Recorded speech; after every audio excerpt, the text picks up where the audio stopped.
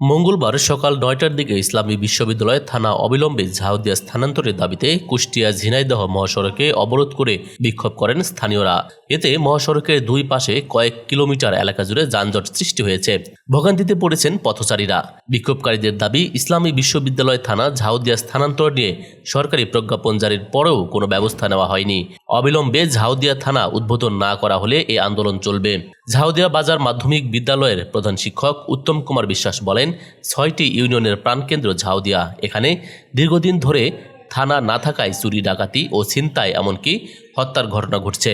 ঝাউদিয়া থানা বাস্তবায়ন কমিটির সদস্য ও স্বেচ্ছাসেবক দল নেতা শাহরিয়ার ইমন রুবেল বলেন, ঝাউদিয়া থানা স্থাপনের সব বিষয় নির্ধারণ হওয়ার পরও পুলিশ সুপার দিনের পর দিন বিষয়টি ঝুলিয়ে রাখছেন। আজকের আন্দোলনের দায় তাদেরই নিতে হবে।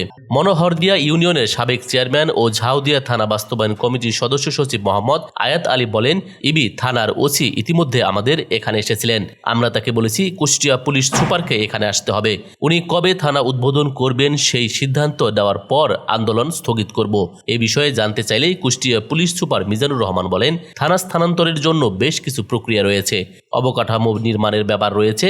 আমরা বিষয়টি নিয়ে কাজ করছি, সেগুলো সময় সাপেক্ষ ব্যাপার। News desk, ITV Bangla.